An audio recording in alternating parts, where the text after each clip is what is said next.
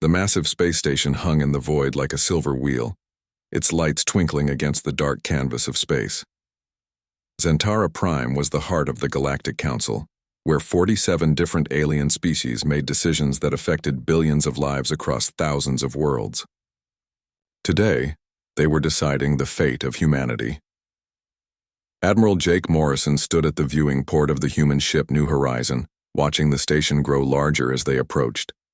His uniform was simple and clean, bearing no battle ribbons or war medals.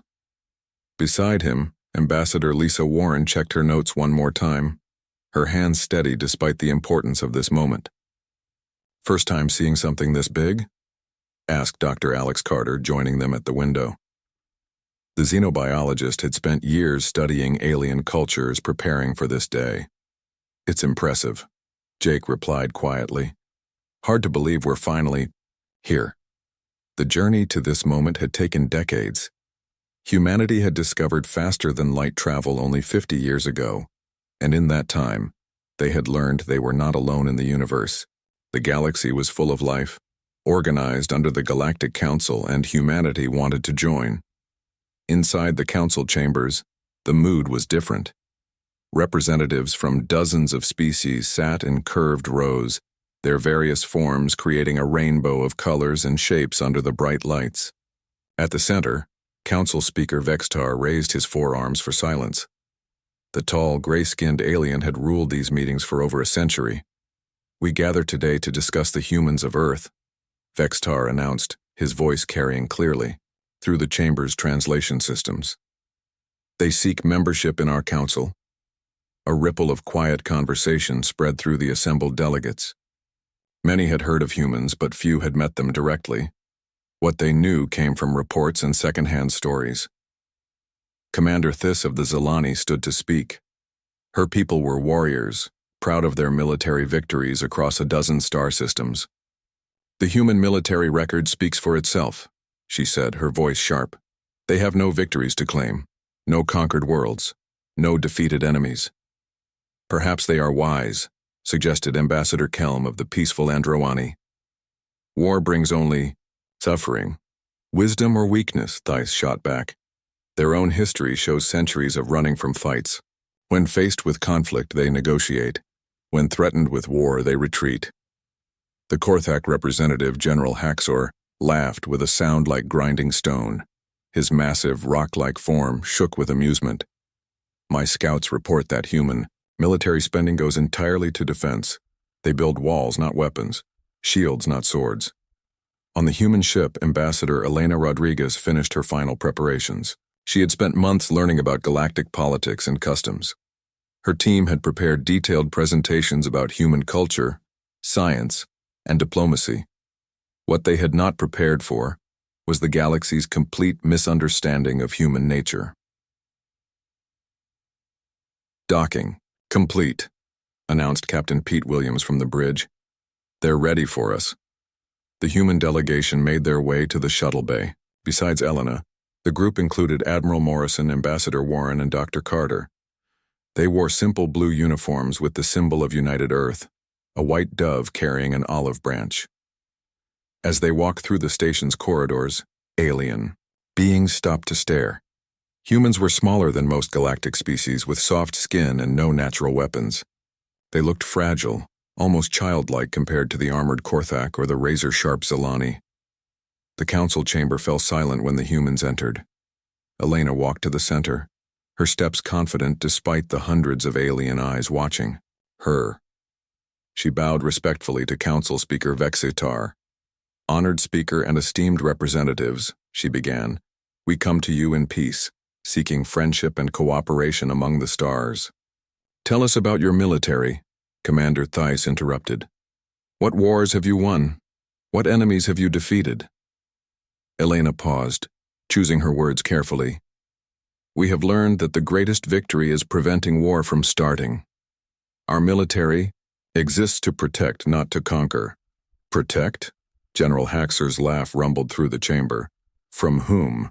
Your own records show you surrendering territory rather than fighting for it. You negotiate with pirates instead of destroying them." "We believe in diplomatic solutions," Elena replied, Every conflict can be resolved through talk and understanding. The aliens exchanged glances. Many seemed amused, others appeared concerned. A species that would not fight was either very wise or very weak, and wisdom without strength meant nothing in a dangerous galaxy. Dr. Carter stepped forward. Our history shows us the true cost of war. We have learned from our mistakes and chosen a better path. Mistakes? Vextar leaned forward, interested. What mistakes? We fought among ourselves for too long, Carter explained. Brother against brother, nation against nation. We nearly destroyed our own world, learning that war brings only loss. To the Alien Council, this confirmed their suspicions. Humans were a young species that had barely survived their own primitive conflicts. They feared war because they were bad at it, not because they had mastered it. Very touching, Commander Thys said, her tone mocking. But the galaxy is not a peaceful place.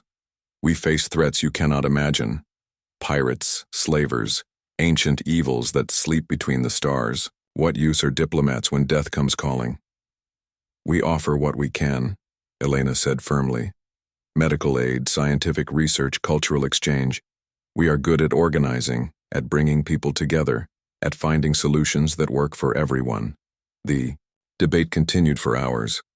Some council members spoke in favor of human membership, pointing to their advanced medical technology and their talent for languages.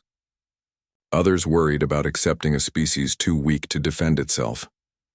Finally, Vextar called for quiet. The council will vote, he announced. All in favor of granting provisional membership to the humans of Earth? The vote was close, but humanity won acceptance. However, the terms were limited. Humans could join as administrators, mediators, and medical staff. They would not be trusted with military commands or dangerous missions. Elena accepted gracefully, though she noticed the subtle insults in the restrictions. The galaxy saw humans as useful servants, not equals. Still, it was a beginning. As the meeting ended, the chamber's emergency alarms suddenly blared. Red lights flashed as Vextar received an urgent message. His expression changed from calm authority to barely controlled fear. Long-range sensors have detected movement at the galaxy's edge, he announced, his voice shaking. The Devourers have awakened. A chill ran through the chamber. Every species had stories about the Devourers, ancient machines that consumed entire star systems. They had slept for 1,000,000 years, and everyone had hoped they would never wake. How long do we have? Asked General Haxor, his warrior pride replaced by genuine concern. 6 months, maybe less, Vextar replied. They're heading toward inhabited space. The human delegation listened in growing horror as the council members described the threat. Machines that turned matter into energy, fleets that blotted out stars, a hunger that could never be satisfied. This was an enemy that could not be negotiated with or reasoned with. We must prepare our fleets, Commander Thys declared. Every ship, every warrior. The humans can help with evacuations, Vextar decided. Their ships can carry refugees, their medical teams can treat the wounded. Jake Morrison started to speak, then stopped himself. Elena placed a gentle hand on his arm, shaking her head. Slightly. Now was not the time. The galaxy believed humans feared war, and perhaps it was better that way. For now. 6 months had passed since the Galactic Council learned about the Devourers. The galaxy's greatest military minds had worked day and night, preparing defenses and battle plans. War fleets gathered at strategic points, ready to face the ancient enemy that had awakened from its 1,000,000-year sleep. Captain Ryan Clark stood on the bridge of the human observation ship Terra Nova, watching the final preparations above the mining world of Kepler 442b. The Korthak battle fleet hung in space, like a collection of gray stones, their ships designed to look as intimidating as their rock-like creators. These were the galaxy's finest warriors, beings who lived for combat and had never known defeat. They looked confident, said Lieutenant Amy Torres, the ship's communications officer. She monitored the Korthak battle chatter, listening to their war songs and victory chants. They should be, Ryan replied, though something in his voice suggested doubt. The Korthak haven't lost a battle in 300 years. General Patricia Hayes, humanities ranking military observer, studied the tactical displays with quiet intensity. She had spent decades studying warfare, both human and alien, and something about this situation bothered her. Their formation is perfect for fighting other galactic species, she murmured. Honor combat, ship to ship, strength against strength. Is that bad? Asked Dr. Kevin Miller, the ship's science officer. Patricia didn't answer immediately. She watched the Korthak ships arrange themselves in traditional battle lines, exactly as their ancient war codes demanded. We'll see, she said finally. The Devourers arrived without warning. One moment, space was empty except for the distant stars. The next, massive shapes began materializing out of the darkness. The enemy ships were nothing like the organic curves of galactic vessels or the angular designs of most military craft. They were geometric nightmares, impossible shapes that hurt to look at directly. My God, whispered Ryan, staring at the main display. The Devourer fleet stretched across space like a metallic plague. There were hundreds of them, each one larger than the biggest Korthak battleship. The Korthak fleet commander, General Thask, broadcast his challenge across all frequencies. His voice boomed with the confidence of a warrior race that had never known fear. I am Thask of the Stone Fleet. Face me, machines, and know the strength of living warriors. The Devourers did not respond with words. They simply began to move. What happened next shocked everyone watching. The Devourers didn't engage in the traditional ship-to-ship combat that had defined galactic warfare for millennia. Instead, they swarmed like insects surrounding individual Korthak vessels and tearing them apart with beams of pure energy. They're not fighting them, Patricia said, her voice tight with horror. They're harvesting them. The Korthak tried to maintain their battle formations, but the Devourers had no interest in honorable combat. They moved in patterns that made no sense to military minds trained in traditional warfare. Some ships would retreat, drawing Korthak vessels into traps. Others would sacrifice themselves to create openings for their companions. Within an hour, half the Korthak fleet was gone. Not destroyed in the usual sense, but consumed. The Devourers literally ate the metal and energy, converting it into fuel for their own systems. The proud stone warriors who had sung of victory were screaming in terror as their ships dissolved around them. We have to help them, Amy said, her hands moving toward the weapons controls. With what?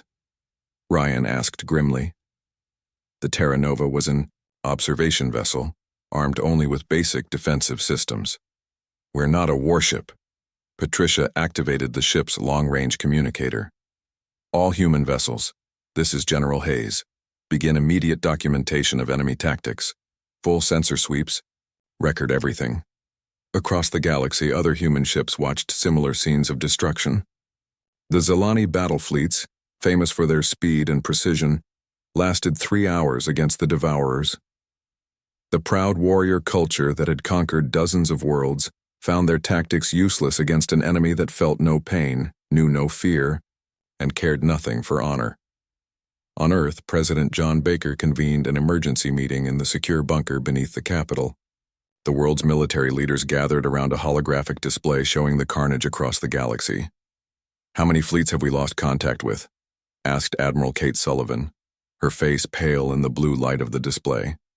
17 so far, reported Colonel Nick Foster. The pattern is always the same. Traditional galactic forces engage, maintain formation for a few hours, then get overwhelmed.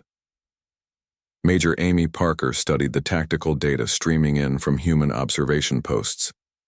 They're not just winning battles, she said quietly. They're learning.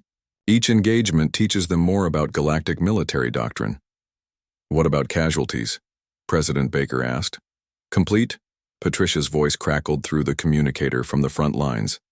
The Devourers don't take prisoners. They don't negotiate. They consume everything organic, mechanical, and energetic. It's not war as we understand it. It's feeding. The room fell silent as the implication sank in. This wasn't a conflict between civilizations with different goals. This was extermination, plain and simple. Sir, Colonel Foster said carefully, We're receiving communications from the Galactic Council. They're requesting assistance. What kind of assistance? Baker asked, though he suspected he already knew. Medical support, refugee transport, supply lines, Foster read from his tablet. They want us to handle logistics while the real warriors fight the Devourers. Admiral Sullivan made a sound that might have been a laugh or a sob. They still think we're too afraid to fight. On Nexus Station, the Galactic Council's backup capital, the emergency session was chaos. Representatives who had never known defeat now faced the complete destruction of their military forces. Council Speaker Vextar looked older, his gray skin now almost white with stress. The humans have responded to our request, announced Ambassador Kellum of the Androwani. They're sending medical ships and transport vessels. Medical ships, Commander, Thais repeated bitterly. The Zelani warrior had barely escaped the destruction of her own fleet. While real soldiers die, the humans offer bandages. They're doing what they can, Vexitar said tiredly. We cannot expect warriors from a species that fears combat. General Haxor, his rock-like form showing cracks that might have been from stress or battle damage, slammed a massive fist on his console. Fear combat? They should fear extinction. These machines will consume their soft worlds just as easily as ours. Back on the Terra Nova, Patricia received new orders from Earth Command. She read them twice, then called Ryan to her ready room. We're being reassigned, she said, handing him the tablet. Ryan read the orders, his eyebrows rising. They want us to withdraw to the inner systems? All human military assets are being pulled back, Patricia confirmed. We're to establish defensive positions around human colonies and Earth itself. That sounds like, Ryan began, then stopped. Like we're running away, Patricia finished. Yes, it does, and that's exactly what the galaxy expects from us. But that's not what we're really doing, is it? Ryan asked quietly. Patricia looked out the viewport at the wreckage of the Korthak fleet, still being consumed by the geometric nightmares of the Devourer ships. No, she said softly. We're not running away. We're getting ready. The next day, human ships began their withdrawal from the front lines. To the galactic observers, it looked like exactly what they expected. Humans faced with real war were retreating to their safe worlds, leaving the fighting to braver species. What they didn't see were the messages being sent on encrypted channels, the supply convoys moving to secret locations, or the quiet meetings between human military commanders. Something was happening in human space, something the galaxy had never seen before. The Devourers continued their advance, consuming world after world. The galaxy's greatest warriors fell before them like wheat before a scythe. And humanity, the species too afraid to fight, prepared for something the galaxy couldn't imagine. War was coming to the humans, but it wouldn't be the kind of war the galaxy expected. The Devourer fleet had consumed 12 star systems in 3 months. Where once there were planets full of life, now only empty space remained. The geometric nightmares moved deeper into civilized space, their hunger growing with each meal. Commander, Steve Miller received the encrypted message while his ship, the Enterprise, was docked at a hidden supply station in the asteroid belt of the Kepler system. He read it 3 times before calling his senior staff to the briefing room.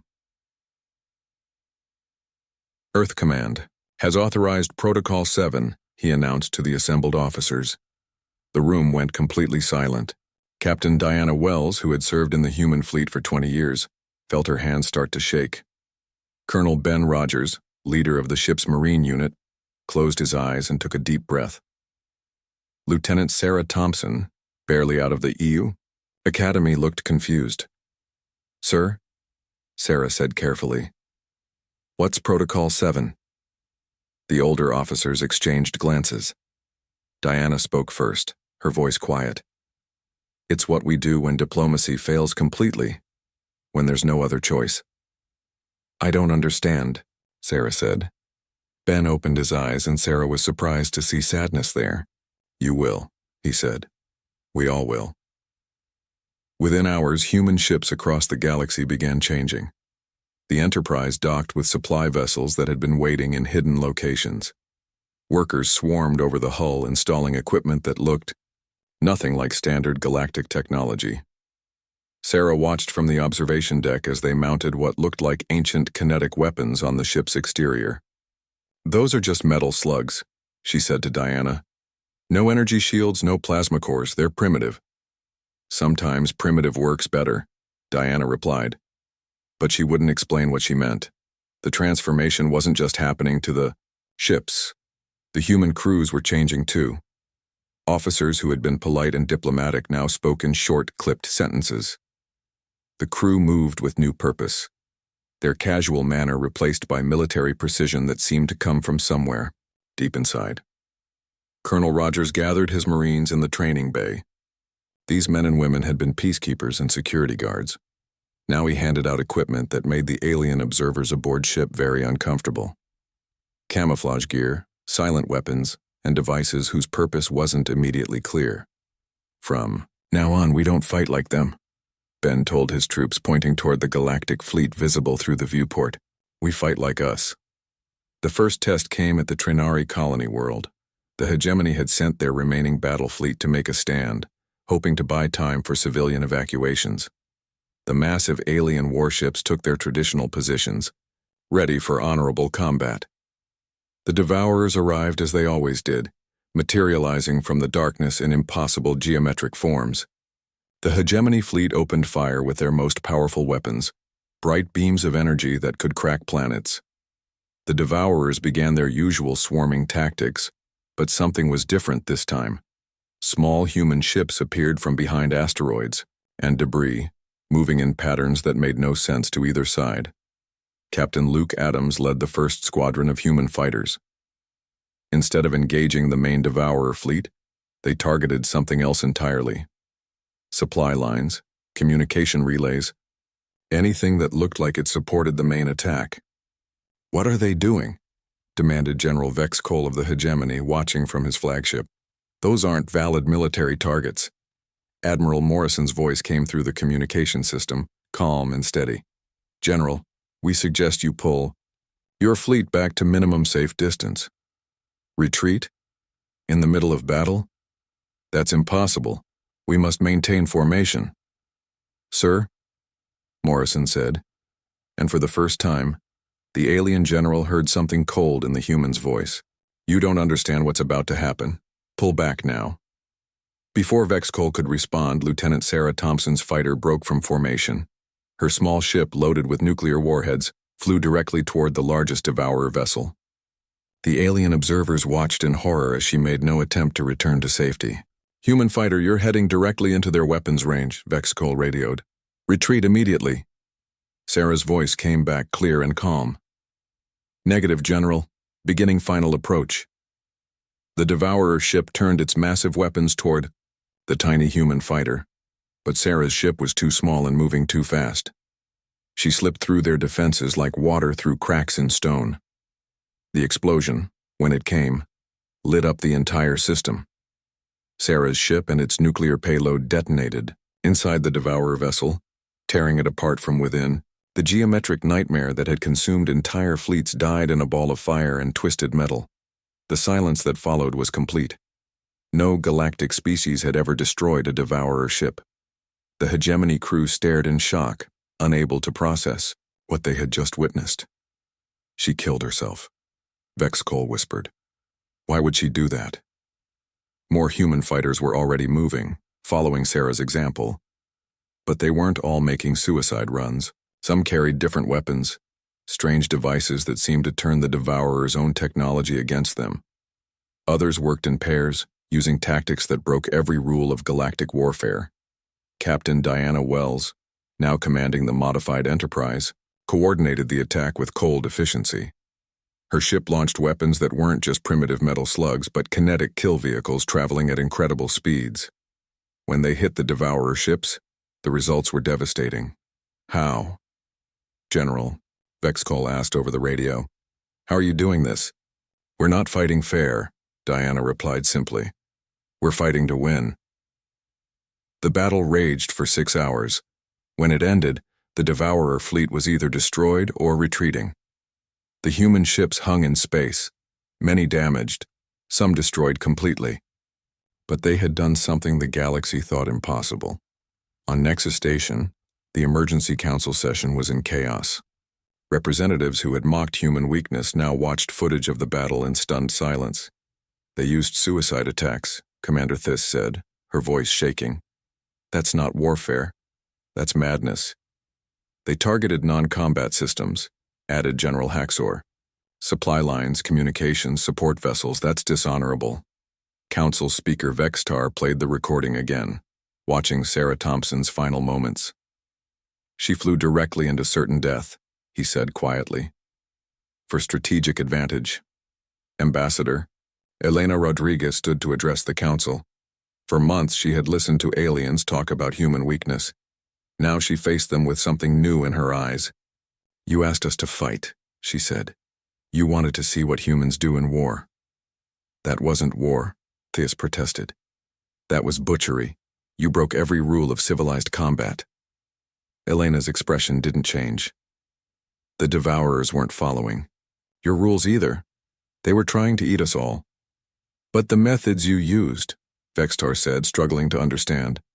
The suicide attacks, the targeting of support systems, the willingness to sacrifice your own people, it's unlike anything we've ever seen. You misunderstood us from the beginning, Elena replied. You thought we avoided war because we were afraid of losing. You thought we were weak because we chose diplomacy. The council chamber was completely silent now. Every representative leaned forward, finally beginning to understand that they had been wrong about humanity. We don't fear war because we might lose, Elena continued, her voice steady and calm. We fear war because we know exactly what we become when we fight for survival. You fight for honor, for territory, for dominance. When humans fight, we fight for extinction. Ours or theirs. Admiral Morrison's image appeared on the main screen, broadcast from his flagship. His uniform was clean, his manner still polite, but something fundamental had changed in his eyes. The Devourer threat is not over, he announced. They will regroup and attack again. If you want our help, you need to understand what that means. What does it mean? Vexitar asked, though he wasn't sure he wanted to know the answer. Morrison was quiet for a long moment. When he spoke, his words sent a chill through every being in the chamber. It means we stop pretending to be something we're not. It means we show you what humans really are when the safety of everything we love is at stake. You wanted warriors. You're about to get them. The transmission ended, leaving the council in stunned silence. Outside, human ships were already moving toward the next battle, carrying weapons and tactics that would have been unthinkable just days before. The galaxy was about to learn what humanity had been hiding from them, and from themselves. The final battle began near the galactic core, where the Devourers had built their strongest fortress.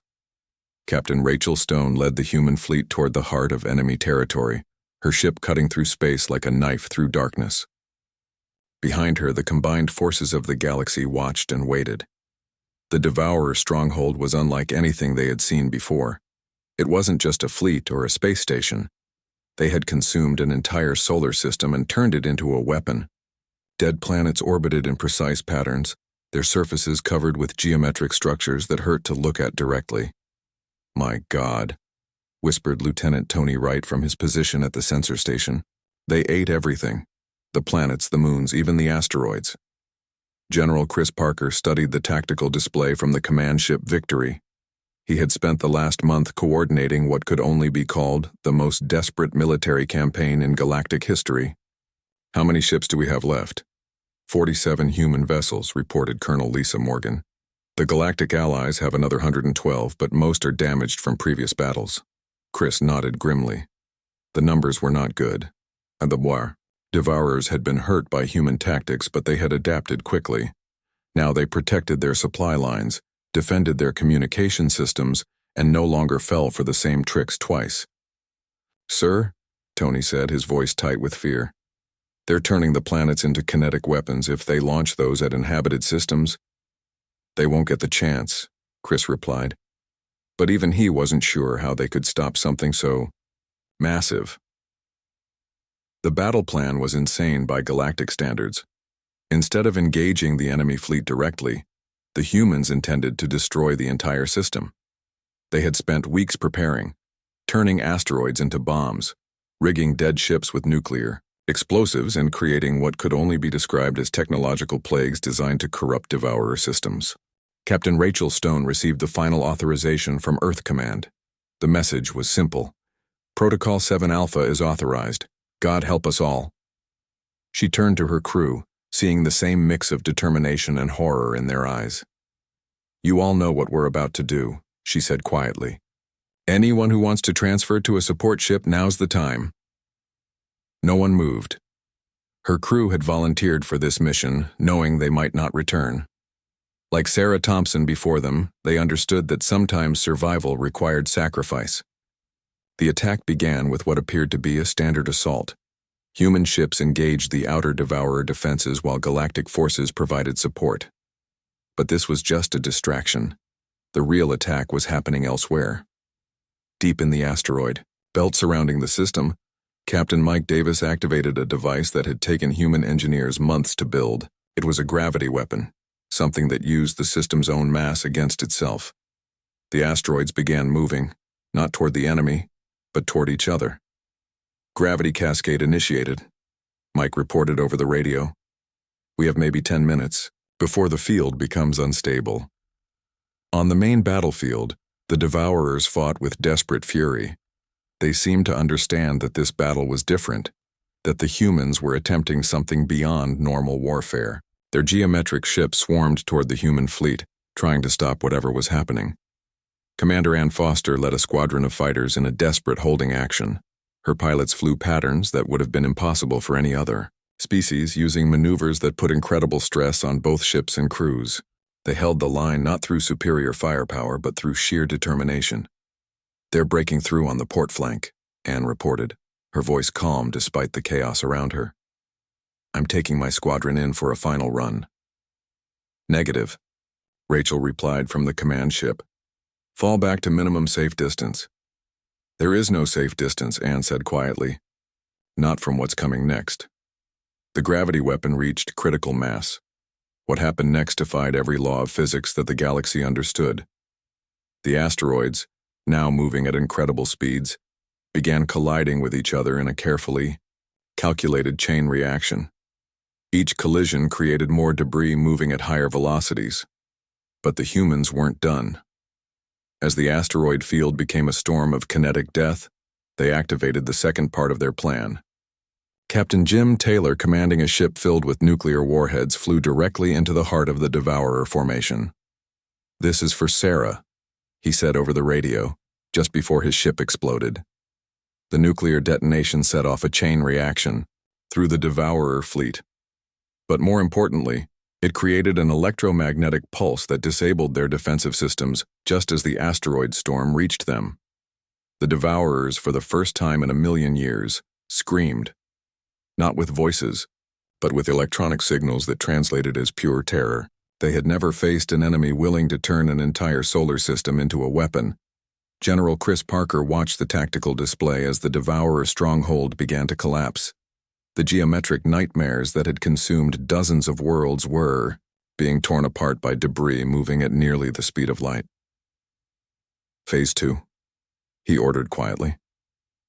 Captain Ellen Ross, commanding the science vessel Discovery, activated the final human weapon. It wasn't a bomb or a gun. It was a computer virus, something designed specifically to corrupt Devourer technology. But unlike normal viruses, this one was carried by the quantum entanglement fields that the Devourers used for communication. The virus spread through the enemy fleet faster than light itself. Devourer ships began turning on each other, their corrupted systems unable to tell friend from enemy. The perfect unity that had made them so dangerous became their weakness. On Nexus Station, the Galactic Council watched in horrified fascination as humanity won the impossible battle. But the cost was becoming clear. Of the 47 human ships that had entered the system, only 12 remained. Hundreds of human lives had been spent like ammunition. Ambassador Elena Rodriguez stood before the Council one final time. She looked older now, worn down by months of watching her people die for a galaxy that had never understood them. "The Devourer threat is ended," she announced. "Their main fleet is destroyed. Their command structure is corrupted, and their remaining forces are scattered and fighting each other." The council chamber erupted in celebration, but Elena's expression remained grave. "However," she continued, her voice cutting through the noise, "we need to discuss the future." Council Speaker Vextar, his gray skin pale with shock, leaned forward. "What do you mean?" Elena activated a holographic display showing the battlefield. The wreckage of the Devourer fleet floated in space, but so did the remains of planets that had been turned into weapons. An entire solar system had been sacrificed to win this war. "You wanted to know what humans are like in war," she said quietly. "Now you've seen it. We turned gravity itself into a weapon. We used computer viruses that spread through quantum fields. We sacrificed entire fleets without hesitation." The alien representative stared at the display, finally understanding the full scope of what humanity had done. "This is what we become when we stop holding back," Elena continued. "This is why we built our entire civilization around preventing war. Not because we're afraid of losing, but because we're terrified of winning." Admiral Morrison appeared on screen from his damaged flagship. His uniform was scorched, his face streaked with exhaustion, but his eyes held a sadness that went deeper than physical pain. "Every human child learns about our history," he said. "The wars we fought against each other, the weapons we built, the lines we crossed. We spent centuries learning to control what we are." "But why?" asked Commander Thys, her warrior's pride, shaken by what she had witnessed. "Such power could conquer the galaxy." "That's exactly why," Morrison replied. "We don't want to conquer anything. We want to build, to explore, to learn. But when our survival is threatened, when everything we love is in danger, we become something else." Elena looked around the council chamber, seeing the mixture of gratitude and fear in alien eyes. "The Devourers are gone, but the weapons we use to stop them still exist.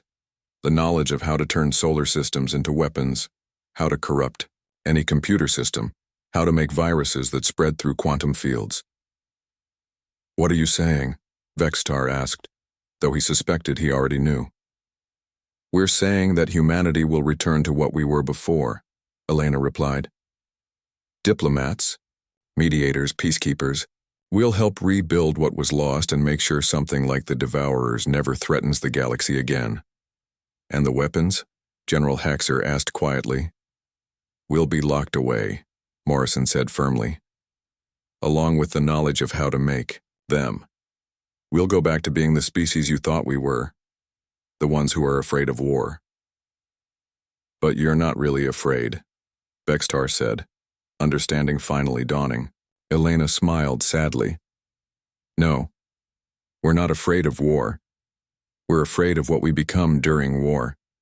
We're afraid of the part of ourselves that could turn an entire solar system into a weapon without hesitation." The council chamber was silent as the implications sank in. Humanity had saved the galaxy, but in doing so they had revealed a capacity for destruction that terrified even themselves. "The greatest victory," Elena said, "is not winning the war. It's choosing to stop fighting when the war is over." As the human ships began their journey home, the galaxy was left to contemplate a new understanding. The species they had dismissed as weak were perhaps the strongest of all, strong enough to win any war and wise enough to choose peace instead. The humans feared war, the galaxy had said. They were right, but not in the way they thought.